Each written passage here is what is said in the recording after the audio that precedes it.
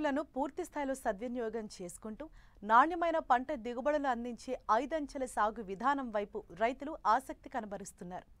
ఏకకాలంలో 5 రకాల పంటలను పండించే ఈ విధానంలో పెట్టుబడులు తగ్గి దిగుబడులు పెరుగుతుండడంతో ఏలూరు జిల్లాకు చెందిన ఓ రైతు ఈ సాగుకు ఆకర్షితులయ్యారు. ఎత్తును అనుసరించి సేంద్రియ పద్ధతిలో వివిధ రకాల పంటలు సాగు చేస్తూ మంచి లాభాలను గడిస్తున్నారు.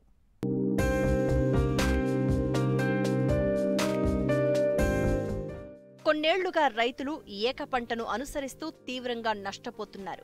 భూమిని, నీటిని సద్వినియోగం చేసుకోలేకపోతున్నారు. నానాటికి పెట్టుబడులు పెరుగుతూ ఉండడంతో ఇబ్బందుల పాలవుతున్నారు. ఈ సమస్యలకు పరిష్కార మార్గంగా ఏలూరు జిల్లా కామరకోట మండలం తడికలపూడి గ్రామంలో 5 అంచెల సాగు విధానాన్ని అనుసరిస్తూ లాభదాయకమైన పంటలను పండిస్తున్నారు రైతు గూడూరు వెంకట శివరామ ప్రసాద్. 5 అంచెల సాగు అనేది బహుళ పంటల పద్ధతి. ఇక్కడ వివిధ ఎత్తులలో పంటలు వేసి ఒకేసారి ఎక్కువ దిగుబడిని పొందవచ్చు. అంతేకాదు ఈ విధానం నేల ఆరోగ్యాన్ని మెరుగుపరచడానికి, సహజ వనరులను సమర్థవంతంగా ఉపయోగించుకోవడానికి ఉపయోగపడుతుంది. అందుకే రైతు శివరామ ప్రసాద్ తనకున్న 3.5 ఎకరాల్లో 4 ఏళ్ల నుంచి 5 అంచెల విధానంలో పంటలు సాగు చేస్తున్నారు. ఏకకాలంలో 5 పంటలు పండిస్తున్నారు. మొదటి వరుసలో ఆయిల్ పామ్, అరటి, వక్క, జాజికాయ, కోకో పంటలను పండిస్తున్నారు. మల్టిపుల్ క్రాపింగ్ ప్యాటర్న్ అనేది ఉండాల్సిందే. రెండోది ఏంటంటే ఇది 12 ఎకరాల బిట్టు. 12 ఎకరాల్లో ఒక 3.5 ఎకరాలు ఈ షేప్లో అంటే పామాయిల్ 40 మొక్కల్లో డిఫరెంట్ మొక్కలు వేసాము. దాంట్లో మాకు ఒక ఎస్టిమేషన్, రఫ్ ఎస్టిమేషన్ వేసుకుంటే 6,32,000 వచ్చింది. దాంట్లో సగం తీసేసిన 3,16,000. దాంట్లో 1,16,000 మన ఖర్చు తీసుకున్నాం. నెట్ అమౌంట్ 2 లక్షలు మిగులుతుంది అనేది మాకు అర్థమైంది. ఇప్పుడు ఆ దిశగా కంపల్సరీ 12 టన్నులు పంట పండించాలని దీంట్లో కూడా ఏం చేసాము, మళ్ళీ అగైన్ రెయిన్ హార్వెస్టింగ్ కోసం ఎవ్రీ 5 అంటే 5 పదులు 50 మీటర్లకి ఒక బండ్స్ వేసాము. మళ్ళీ రివర్స్ స్లోప్ సిస్టమ్ చేసుకొచ్చాము. రెండోది ఏంటంటే ఇక్కడ 12 ఎకరాల్లో ఒకటే బోరుకి ఒక మోటరు, ఒక బూస్టర్ మోటరు రెగ్యులర్గా మనకి 2 ఎకరాలన్నర 3 ఎకరాలు తడుస్తూ ఉంటుంది. అట్లా 4 రోజులకు ఒకసారి 5వ రోజు మళ్ళీ సేమ్ దీంట్లో వస్తూ ఉంటుంది అనమాట. లేదనుకుంటే 4 గంటలు అటు 4 గంటలు ఇటు మార్చుకుంటే థర్డ్ డే మనకు వాటర్ వస్తుంది.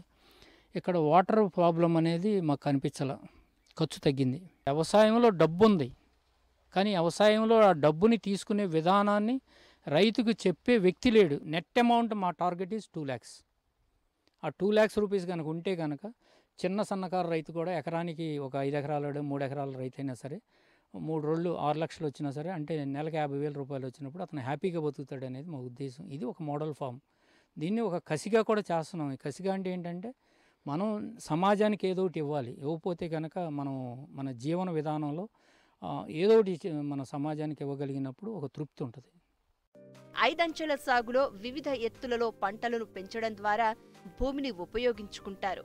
పైకప్పు వంటి ఎత్తులో పెద్ద చెట్లు, ఆపై చిన్న చెట్లు, పొదలు, తీగజాతి, సుగంధ ద్రవ్య పంటలు, నేల కవర్ పంటలు వంటివి సాగు చేస్తున్నారు. ఒక పంటలో నష్టపోయినా మరో పంట ద్వారానైనా లాభాలను పొందవచ్చు. అంతేకాదు కాలం కలిసి వస్తే అన్ని పంటల నుండి అధిక లాభాలను గడించవచ్చు. ఇప్పుడు పామాయిల్ ఉంది, ఇది 5th ఇయర్ అండి. ఇప్పుడు 5th ఇయర్లోకి వచ్చింది. గ్యారంటీగా ఇది ఒక 6 టన్నులు పంట పండుతుంది ఈ సంవత్సరం. 6th ఇయర్ వచ్చేపాటికి దీన్ని 10 టన్నులు, 7th ఇయర్ వచ్చేపాటికి దీన్ని 12 టన్నులు పండించాలని ఆ రకంగానే దీన్ని ఫెర్టిలైజర్స్ కూడా, ఫెర్టిలైజర్స్ అంటే కెమికల్ ఫెర్టిలైజర్స్ ఏం వాడలేదు మేము. ఒకటి ఏంటంటే వేపపిండి కానీ వేపపిండి కానీ లేకపోతే చెక్కలు ఎక్కువ వాడుతున్నాం. రెండోది ఏంటంటే మన ఆయిల్ పామ్ ఇండస్ట్రీలో వచ్చిన స్లడ్జ్ వాడుతున్నాం. ఆయిల్ పామ్ ఇండస్ట్రీలో వచ్చిన యాష్ వాడుతున్నాం. రెండోది ఇంకా ఎరువులు ఏంటంటే మేము వాడేది బయో ఫెర్టిలైజర్స్ వాడుతున్నాం. రెండోది ఆయిల్స్ వాడుతున్నాం. ఆయిల్స్ అంటే ఏ ఆయిల్స్ అంటే పామాయిల్ తోటలో పామాయిల్ ఫ్యాక్టరీ నుంచి వచ్చిన ఆయిల్నే తీసుకొచ్చి దాంట్లో ఎమల్సిఫైర్ ఇచ్చి, అంటే వేరే విధంగానే కాదు, కెమికల్ కాంపౌండ్ అనేది వాడకుండా నేలని సంరక్షించుకుంటూ ముందుకెళ్ళాలనేది మా కోరిక. 130 మొక్కలు అరిటేసాం. 130 × 400 వేసుకున్నాం. దాదాపు ఒక 50,000 రూపాయలు. ఈ 50,000 మెయింటెనెన్స్ సరిపోతుంది నాకు.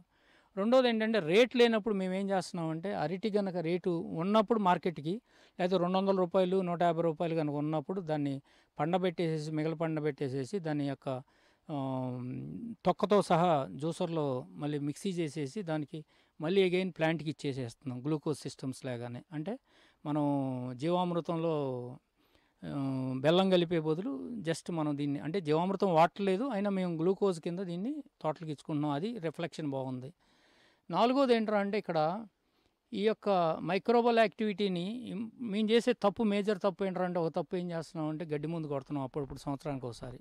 దాని ఎఫెక్ట్ మాకు బాగానే కనపడుతుంది. ఎఫెక్ట్ ఏంట్రా అంటే కొంత మైక్రోబల్ యాక్టివిటీ కొంత తగ్గుతున్నట్టు కనపడుతుంది. దానివల్ల దాన్ని కూడా మేము ఆపడానికి ఈ మధ్యన ఒక చిన్న బ్రష్ కట్టర్స్ అని వాటిని అలవాటు చేసుకుంటున్నాం. ఇంకా అలవాటు అవ్వలేదు. సో బ్రష్ కట్టర్స్ ఒకటి అలవాటు చేసుకుని దాంట్లో ఏంటంటే కలుపు అనేది దాంట్లోనే ఉంది, కలపమంటుంది. మాకు అర్థమైంది, కలపమంటుంది. కలుపు అనేది వ్యర్థం కాదు, కలుపు, దాంట్లో కలుపు ఏంటి భూమిలో కలపమంటుంది. కాబట్టి ఆ భూమిలో కలపడం కూడా మేము నేర్చుకున్నాం. అది ఒక్కడే నేర్చుకోలేకపోయాము. దాన్ని కూడా ఈ సంవత్సరం ఓవర్కమ్ అవ్వాలనేది మా అభిలాష.